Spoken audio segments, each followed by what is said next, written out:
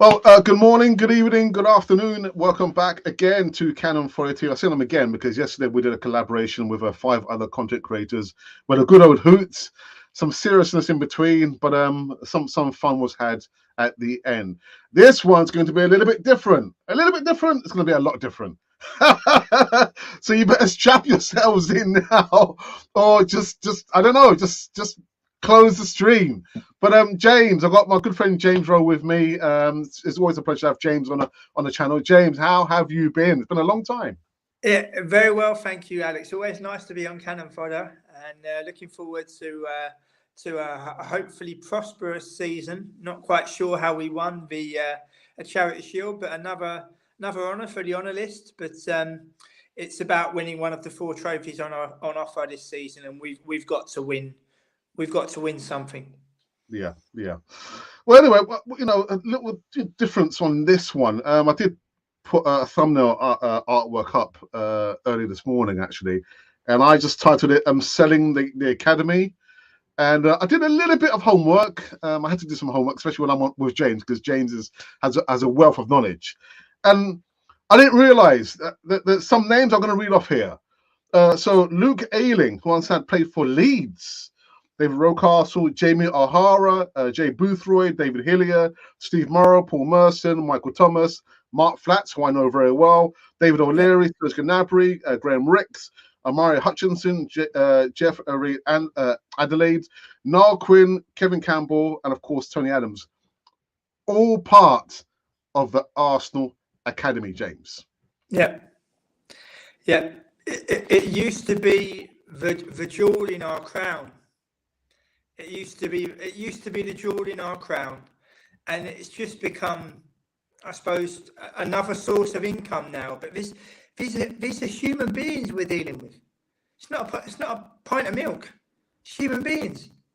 I've been very fortunate to interview professional players and managers at all different levels in the last 7 years, Alex. And I reflect back on an interview I did with Billy Bingham when he was at Bromley.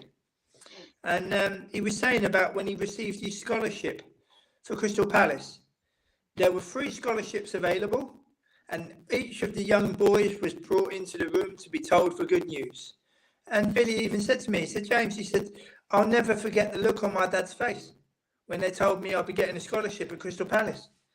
And, and the memories that invoked. And one thing that I'm becoming very wary about with Arsenal, the loan system, what's it for? Is it just to kind of give players any old experience, or just get them out the door for a season? I'll give you an example. Billy Bigger has just gone on loan to Eastbourne Borough, but yet last season he was on loan at Derby. So you would think that you go to maybe a higher division or the same division but a similar club of stature. And I reflect on my interview with Sanchez Watt. Sanchez Watt openly told me, but when Arsenal players were at the club, they didn't want to go out on loan. They wanted to stay training with the first team, the likes of Nasri, Fabregas, Van Persie. None of them wanted to leave. And then Sanchez Watt leaves, goes to Leeds, which is, as far as I'm concerned, one of the top 10 clubs in the country still. And he has a wonderful time, looked after, did really, really well. And you think of the last 2 names. Austin Trusty goes on loan to Birmingham. Birmingham, it's a difficult club, especially in the current climate. It's a club with fantastic potential, but Birmingham has always been a tough club to assimilate into. He only went and got Player of the Year.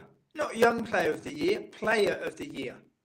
And he comes back to Arsenal, and what is his reward? Oh, we're going to sell you to Sheffield United, Austin. That's his reward.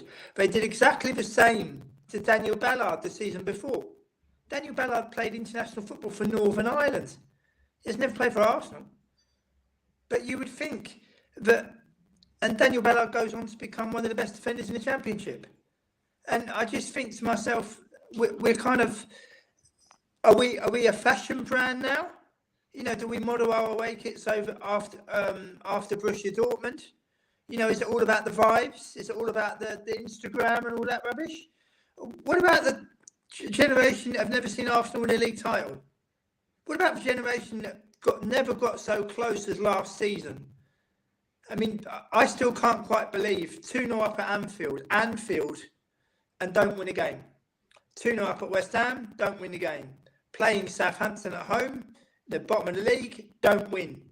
But I mean, I maintain, for me, the league was lost at Sporting Lisbon at home, and not because of we got knocked out, but the league was lost at Sporting, Alex, because I see Arteta going bananas after 8 minutes.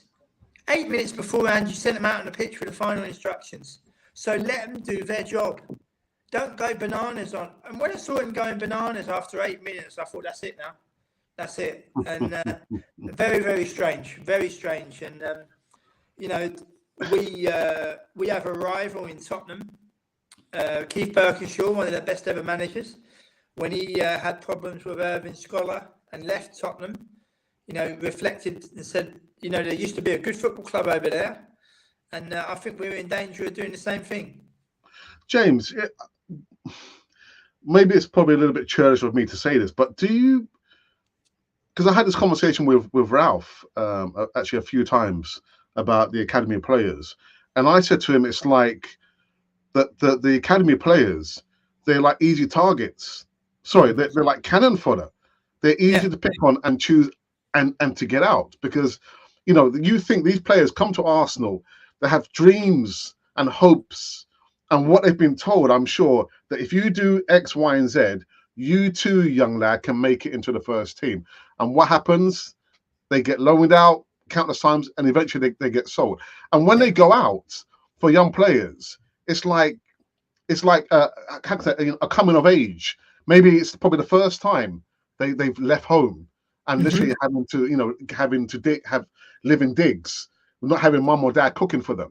But I'm thinking, is it not that they are chosen or they're targeted because they are easy targets, because they're young, still impressionable, and they're still our assets to be used in any which way but loose? But I'm looking at these two guys here. I'm thinking they choose the academy players. I mean, you spoke about Daniel Ballard. I was going to speak about Omari Hutchinson, and of course we're going to speak about Austin Trusty as well. But they're easy targets, James. Well, I think as well, I think that, Brentford disbanded their youth policy. Brentford disbanded it. I wouldn't be surprised if Arsenal chucked that in the ring in a couple of years' time. But it's the easiest way to find your future legends, your future stars. I mean, we live in a society where people, we're all about equality. We're all about diversity. Fantastic. And you've got to see it to believe it. But if you can't see it, you're not going to believe it, are you? Yeah. So I just think that I think that Arteta and Edu, I think they're thick as thieves. One managed the Brazilian national team setup, which isn't hard. You're not managing the team. All you're doing is just making sure that all the logistics run smoothly. And then the other one never managed a football club in his life and is able to start his managerial career at factually the third biggest club in the whole of England. Now, either you overestimate yourself to the moon and back, or you are exceptionally lucky. Arsenal Football Club, in terms of managerial appointments, has got to be a reward. It's got to be a reward for good work elsewhere. The greatest manager in our history, Herbert Chapman, managed Huddersfield Town, had success at Huddersfield Town, put all the markers down for Arsenal to go on and achieve, and we did. And then George Graham was at Millwall in the 4th division, and did amazing things.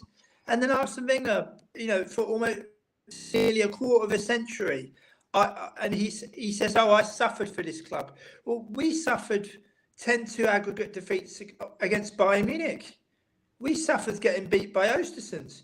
We suffered getting beat by Monaco, which was more like, oh, this is Arsene Wenger's old club. Oh, isn't it wonderful? Never mind the fact they had Berbatov, Carrasco, Abdenal and Kondogbia in their starting lineup, and Moutinho was picking passes all night long. I just think our attitude in certain cases, we used to be so on point, and either we've got exceptionally lazy or we just don't care. And I fear it's the second one. Oh, wow. Yeah. Actually, before we went live, we were talking about the tenureship of Mikel Arteta, and I continue to believe that no matter what happens this coming season, I just see as Mikel Arteta as Stan and Josh's man. No matter what happens, just there or thereabouts. Just keep the money rolling in. Don't do anything, outrageous, and you'll always be there. That's why I think, James. Come the end of next season, again, I believe that Arsenal are not going to be anywhere near winning the Premier League. It might be questionable whether they'll win something. I believe that they might not win anything. But you can be sure, well, again, my opinion is that Mikel Arteta will still be the Arsenal manager. Well, I would say like this, Alex. No trophy, no job. That's what it's got to be. Because he would have had 4 full seasons of immense backing and not won a trophy in his own right with his own team. He won an FA Cup with Unai Emery's team. Unai Emery didn't win in 7 games and got sacked. I wonder if we have a run of 7 games without a win, if Arteta will get sacked. I wonder. And I read the crocodile tears of, I almost resigned. You are exceptionally lucky to be starting your career as manager of Arsenal Football Club. Where does he think he's going to go? Barcelona? Is he going to go to Barcelona after Arsenal? Was he having a chat with Xavi the other night in Los Angeles by saying, yeah, I'll take your job when you finish, Xavi. Muchas gracias. It's just unreal. I will go on record and say no trophy, no job, and there's 4 possibilities. So I think we're in agreement that Arsenal are not going to win the Premier League next season. I will say one thing. For those people thinking that Arsenal will win the league, take a look at our history. Whenever in our history, from 1886 until now, have Arsenal ever had 2 seasons the same? Ever. It's always been hit the heights, drop off, hit the heights, drop off, right. Yeah. drop completely off. So if you know your history, you know that a different season is coming. And I will go on record by saying that if we do not win any of the 4 trophies available to us, that has got to be the end of Mikel Arteta, and Adu for that matter. And for all the people saying about trust the process, I'm currently reading a book titled Undisputed by Stephen Scragg. It's the final part of his trilogy of the Cup Winners' Cup, UEFA Cup and European Cup.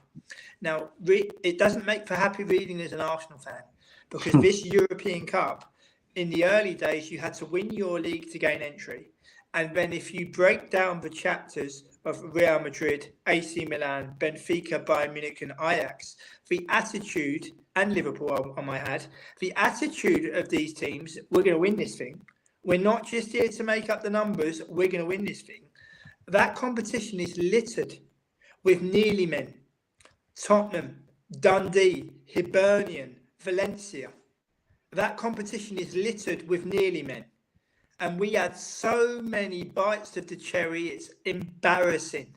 It's embarrassing. So you would think that this is our last chance to win this famous competition with the big ears, and with the final at Wembley. Just go for it. Just go for it. Don't limp out the group stage. Don't play percentage rubbish. Don't try to think about saving players. Just go for it. Because I tell you, if we don't win it, which I think I've got more chance of becoming England manager, and I don't think the FA will be now. But I must say, Alex, the Champions League gets changed next season to a Super League in everything but name. You have 8 group games which go from September until January. So, of course, managers will complain about the FA Cup third round and midweek games in January and so on. But if we don't win this last proper try at winning the Champions League, then we've had our time. We have had our time, and we had so many bites to the cherry. If you're taking a driving test and you fail 20 times, the DVLA are going to say to you, "I'm sorry, we're not going to let you go. You know, give us the keys. Give us the keys." But I just think, I mean, I used to prioritise European games, Alex, above domestic games, and I didn't enjoy getting beat by. Getting schooled by Bayern Munich, getting beat by Monaco, struggling past an Ostersund side in the Europa League, and so on and so on and so on. You know, and I just think that some fans are complicit in this as well. I mean, I was at Monaco in where are we? March 2015. I was at the game where we lost 3-1, and of course, I love my European football. So I'm watching Berbatov. Subasic was absolutely incredible. The goalkeeper, just absolutely amazing. Went on to play the World Cup with Croatia in 2018. I take my seat early. What do I hear the guys sitting behind me say? "Oh, what wonderful seats." Never mind the seats. Never mind. Even if you're in the back row, jam-packed to the rafters, you are here for a Champions League last 16 home game. And when the third goal went in from Carrasco, I kid you not, block 24 clock ends, there was me and another guy. Everyone else left. Everyone else just left. And then me and the other guy are having a chat by saying, you know, what's going on here? Of course, flying all the way from Amsterdam for games, I'm not going to leave early. I'll never leave a football game early unless there's a complete calamity in terms of family or friends where you get called over the tannoy. But it's like going to a cinema and leaving 5 minutes before the end of the film. You don't do it, do you? Yeah, but then why do we have fans who do that? Is it because they have, you know, work commitments? Are they not from the local area? I say in inverted commas, because we always said you got to support your local club. Why do fans do that? Well, I just think with Arsenal fans, we recently we are more transfixed on the brand than the history, but it's the history which elevates the brand. And I just think now it's brand. I mean, you could make a case it's not Arsenal Football Club anymore. It's not Royal Arsenal or Dial Square. It's Arsenal Fashion Club. Now, James hasn't been on since we made those signings. Kai Havertz, Yuri Timber, Declan Rice, who I believe, and I think Roy Keane has said, I think actually just yesterday, that we overpaid for Declan Rice, and I completely agree with Roy Keane. But your thoughts about Yuri Timber, James? He's got to learn to head the ball. Okay. He's got to learn to head the ball. Ajax fans were not gutted or annoyed that he left. If anything, I had a lot of friends and colleagues say to me, "You didn't have to pay us a lot of money, didn't you, James?" And I joked with him. I said, "Yeah, part of it's my money because I paid my membership fee."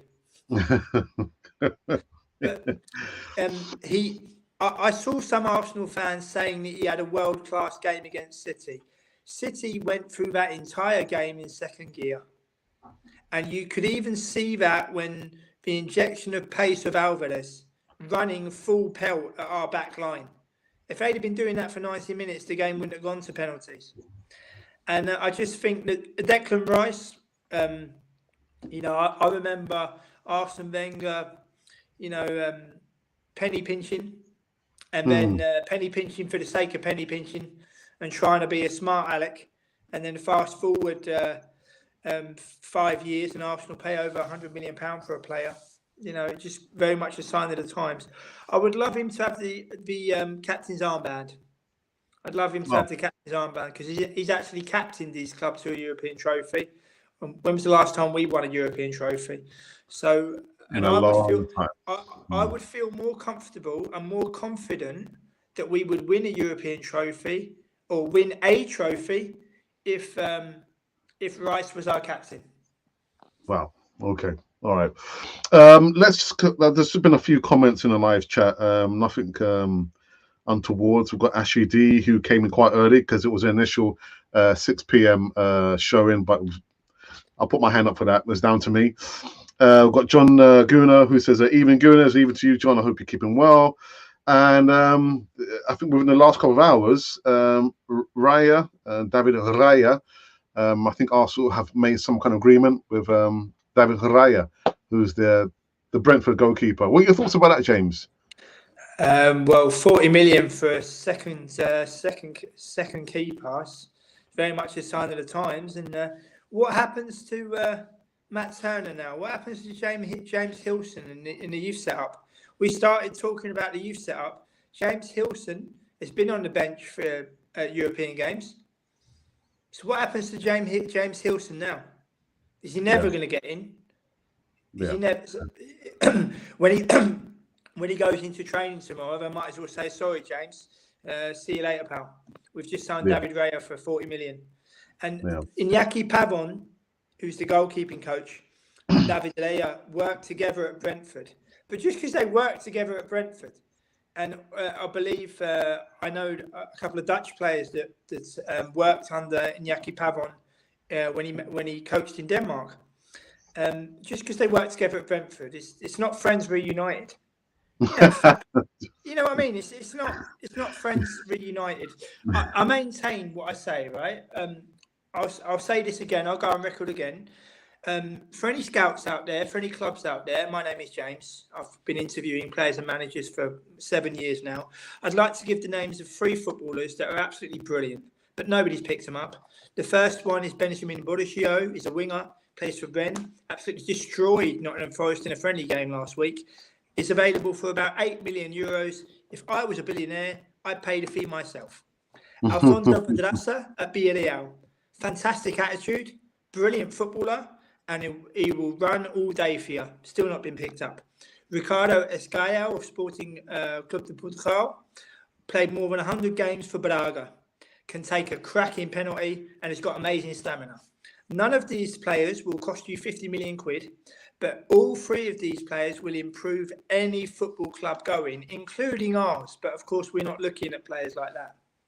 Yeah, I think that comes with the tag that unless the player is playing for a Barcelona or Real Madrid, we're not interested, are we? We're definitely not interested. But I've just given the names of 3 players that I rate immensely highly, and I always love. I'm an Arsenal fan through and through. But I love to be surprised by new players. I love to see someone I never knew before come up. I didn't know nothing about Ricardo Esgaio last year. I do now. Season before that, Pedraza. Season before that, Boriscio. So like I said before, when you see a good player, keep an eye on him. Don't be swayed by the, bruv, his Instagram's down. He ain't got no Insta. Never mind that. He's got a cracking left foot. But again, sign of the times, isn't it? Yeah. Jay, I want to ask you a very quick question. I mean, I know literally we don't know the group state, the groups that we're going to be in for the final format, at least for this Champions League. But realistically, and I know literally it's early doors, so this is just like putting feathers from the sky. How far do you think Arsenal can get in this Champions League? Do you think we're going to be embarrassed, or do you think we might leave there because we're not going to win a Champions League with some kind of recognition? Where do you think this one's going? Unless we win it, we don't leave with any recognition. Unless we win it, we don't leave with any recognition. We don't. Right. I still can't quite believe so many bites of the cherry. Arsenal published the Arsene Wenger statue and 20 consecutive seasons in the Champions League, but we didn't win it. So why on earth would you publish such a sentence? Why on earth would you publish such a sentence? 20 years in the Champions League, but we never won it. So take that sentence out and leave it with the 10 major trophies that Arsene Wenger won. Leave it at that. Don't put 20 seasons in the Champions League, where I went to my first Champions League game at Wembley against Dynamo Kiev in 1999 as a 15-year-old, I believe I was. And I remember sitting next to an elder gentleman who said to me, "Oh, isn't this lovely? Isn't this lovely?" And I tried to be as respectful as possible and say to him, "Excuse me, you know that we are in this competition to win it, don't you?" And then we moved back to Highbury and progress was being made, quarterfinals, being in with a chance. And then, the last season at Highbury, when we got to the final and the greatest player we ever had doesn't feature, but Wenger keeps Hleb on, didn't he? So never mind not giving Bergkamp an opportunity to win us our greatest honour.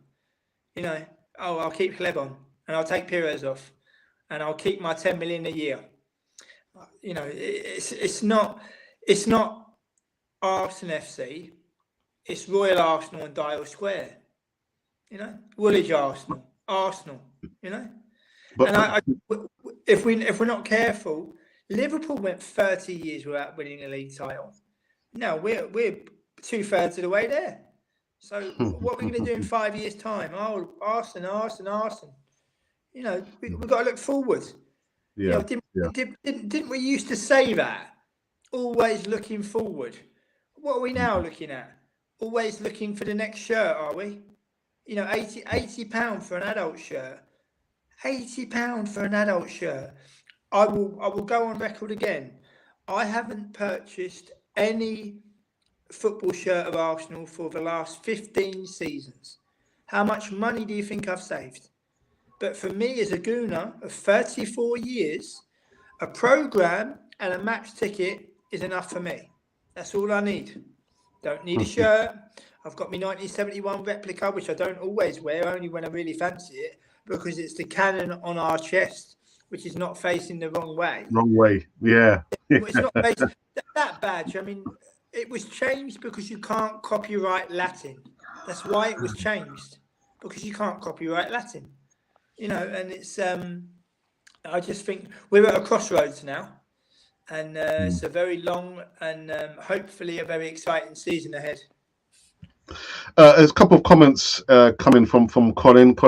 Colin, good afternoon to you. He says, "Yeah, smash that like button for the education James Rowe will lay on you." And then he goes on to say, "The PR, James, a world-class marketing at Arsenal Football Club, new training kit, and all the cool aid you can handle." Well, I kind of mentioned it briefly on the show we did yesterday about the away kit. For me, Adidas, what are you thinking? But it just goes to show, James, whatever Adidas pumps out, we're going to go and run to the store and we're going to buy it, aren't we? But whatever it is, we're going to go and buy it. But you don't have to. And Colin makes a great point, and I'll turn it round. How many Champions League has our PR department won? I think they've won 15, 16. Honestly, it's just amazing. But it's funny how the campaign was Islington FM. We're from Plumstead. That's where we're from. We're from Woolwich. That's where we're from. So all this Islington FM, yes, since 1913, absolutely correct. But if you're going all the way back, then you got to say what we are. I mean, I would have loved Arsenal to have reintegrated the 1930s Art Deco badge. I think that's one of my favourites, that with the A and the F and the C and the emblem. But I call on people. You don't have to buy the latest shirt. But again, in this day and age, the image, everything revolves around image. But if people have got good knowledge, who cares what they look like or what they do? As long as they've got good knowledge to impart on other people. But again, it's very much image based in this day and age. James, there's a particular phrase that we always use, and it's the sign of the times. So we did a poll 9-10 days ago, and it was about choose your favorite, or how can I say this? Best Arsenal manager, put it that way. And I chose these managers there. So Bertie Mead, Arsene Wenger, Herbert Chapman, George Graham, and other, because there might be someone who might say, well, what about this manager? Surely he's probably the greatest Arsenal manager. So yeah, these George, are how. George Ellison, maybe someone Yeah, would yeah, vote George yeah, but we're quite limited for spaces. So this is how it ended, James. So we received over 1,500 votes, which is fairly good. But out in front on 91% of the votes, James, was Arsene Wenger. Herbert Chapman, I guess probably second place, 4%.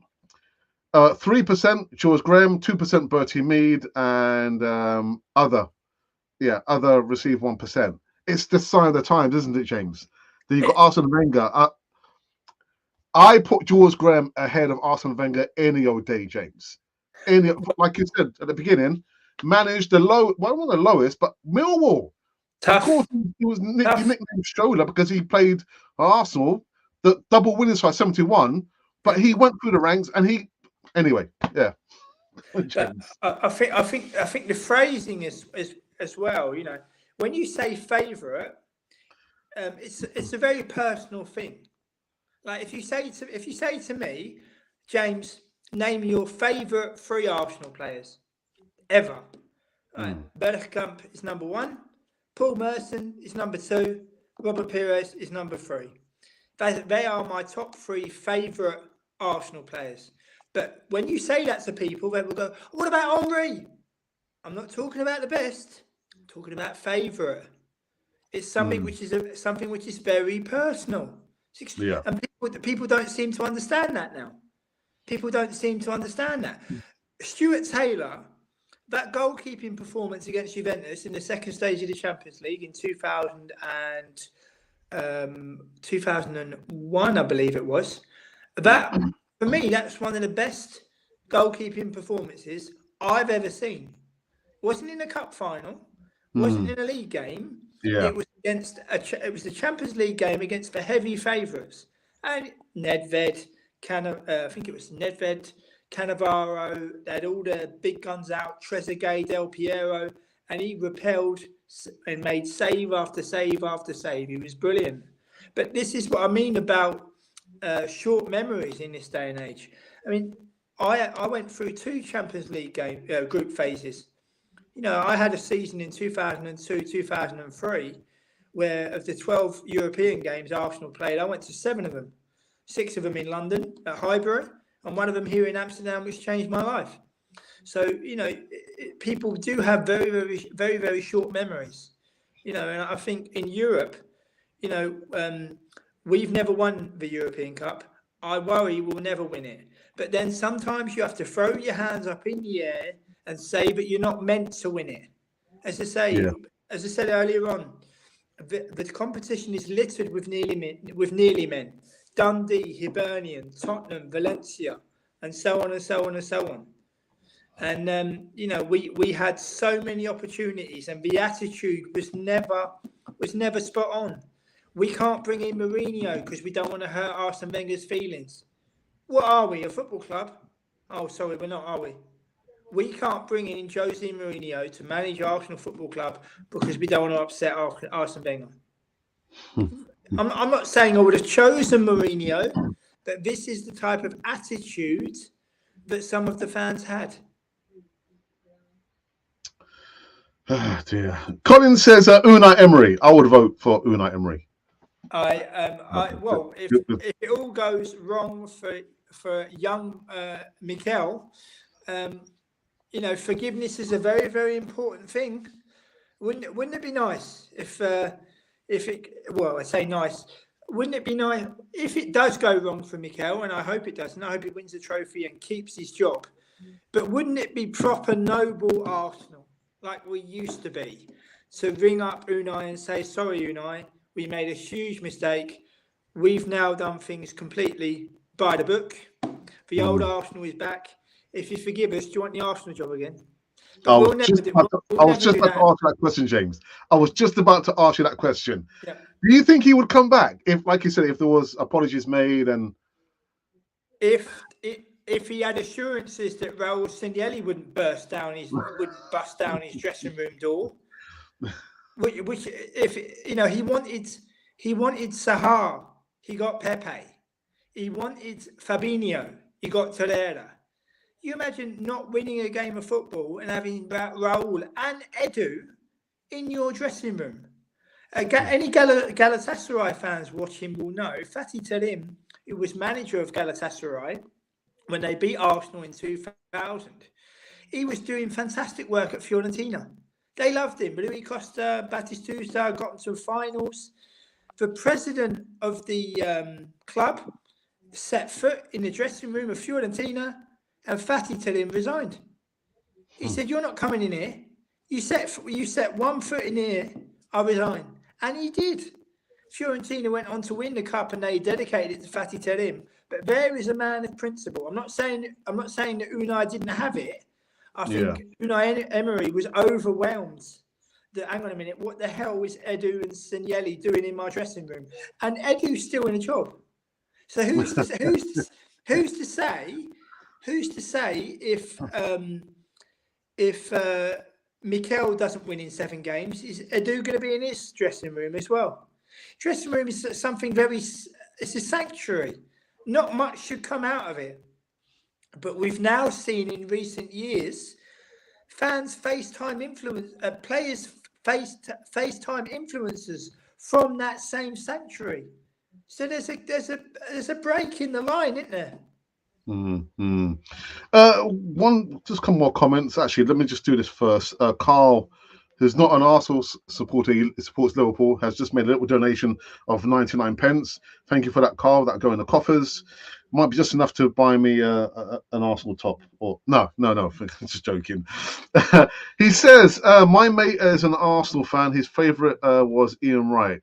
Because you sent me that drawing that you did when you were a youngster.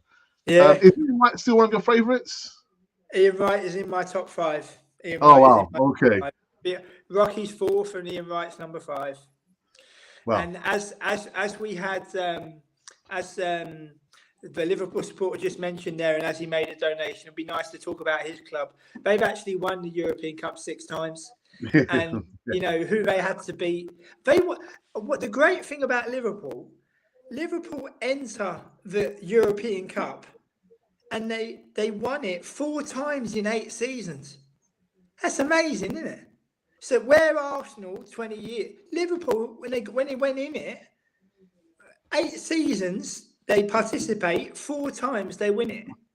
Beating Roma in a final, Bruges in a final, Mönchengladbach in a final, Real Madrid in a final, with a former Gooner in Ray Kennedy. Ray Kennedy leaves Arsenal, gets made into a winger and a midfielder by Bob Paisley, and goes on to win the European Cup. Amazing, isn't it? We never. Well, obviously that Liverpool side though, when you research about them, it's just phenomenal. No wonder they won everything. And I'm not just saying it because the Liverpool fan donated, but it's just a nice touch to touch on his club why he's doing that. But no wonder they won everything with that attitude. You know, Emily Hughes, Phil Thompson, you know, Bill Shankly, Bob Paisley. Honestly, Phil Neal got him from Northampton. Could you conceive whether Arsenal would do that? But, you know, literally do proper scouting. Again, not looking for worldly players, looking in the leagues below the Premier League and just picking this player here. Those days are gone. They're over now, aren't they, James? Well, no, they're not over. They're not over. It's just now the pendulum has swung so far, Alex, that the younger generation do not understand that it is the collective which allows the star players to shine. Without the collective, the star players cannot shine. And that's what they've forgotten about. That is what they've forgotten about. It's now Messi's the GOAT, Messi's the GOAT, Messi's the GOAT.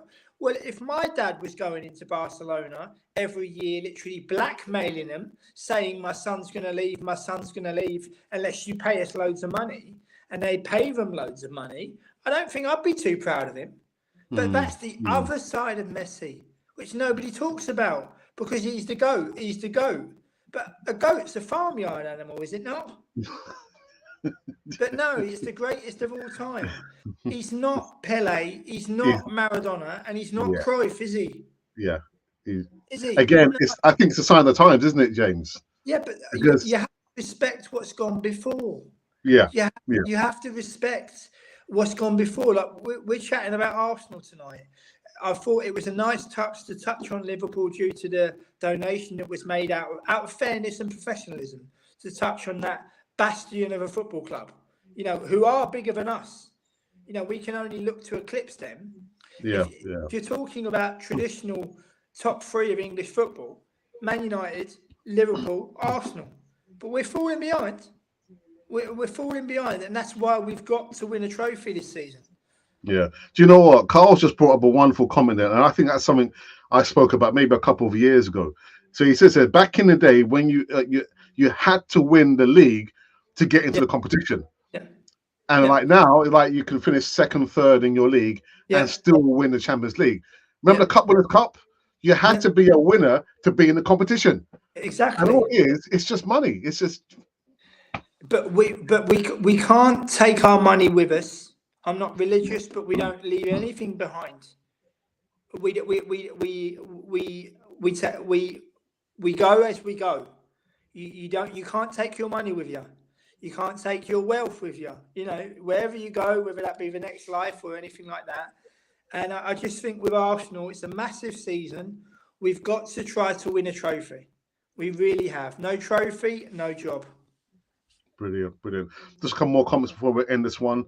Colin says, hot that like button. Stackers, great show, Alex and James Rowe. Always good to have James on the show.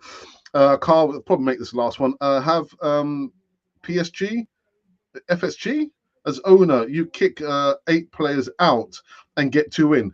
We had an understrength squad last year, and then we got into a season with 22 players. How big is our squad? Do we have a bigger squad?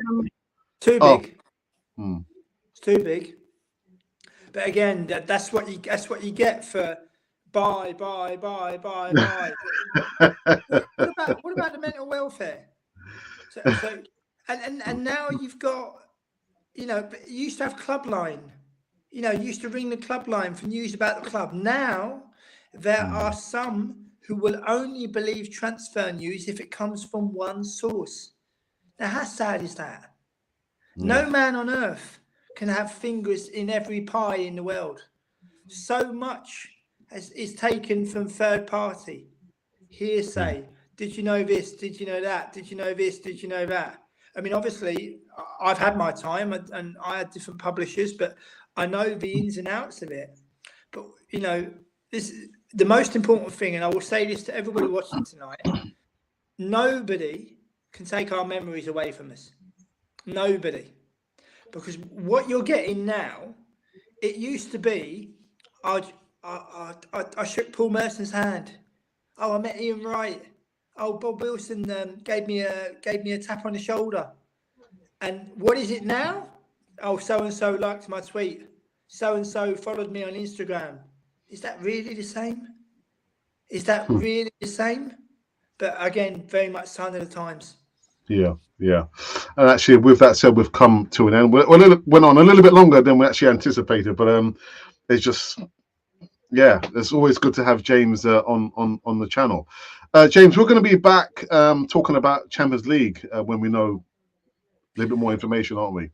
Yeah, I look forward to it. We did it the same with the Europa League last season, and it was very well received. So we're going to be having 6 separate episodes previewing the games, and obviously a draw once the draw is made. So could be final as well. So I won't have too far to go. But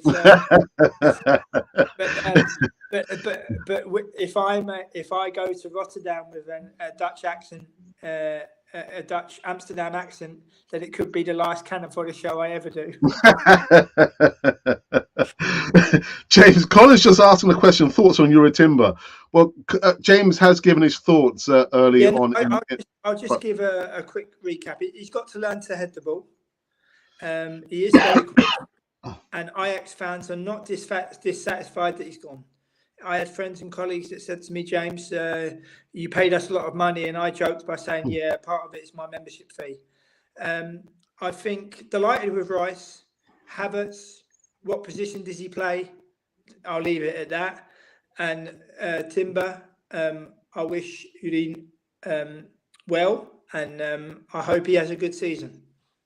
Okay, I'm gonna leave it at that. Guys, thank you so very much for joining us on this show here. I feel kind of tired actually. Did the late one last night, and this one here. But it's always a pleasure, James, to have you on Cannon Foyer TV. We will be back with James sometime in the future once we know a little bit more information about the Champions League. And as Carl says here, this season, top 5 gets Champions League football. Yeah, well, I just think to myself, I'd rather have a couple of Champions League trophies in a cabinet. We haven't got any. we haven't got any. We might have one. If we was to win the Champions League at Wembley, I would forgive. If we was to win the Champions League at Wembley, I would forgive. But I think I've got more chance of becoming England manager. All right, guys, and that's it. Thank you for joining us on this show. And this has been Cannon Foyer TV, the channel for Arsenal fans all over this world.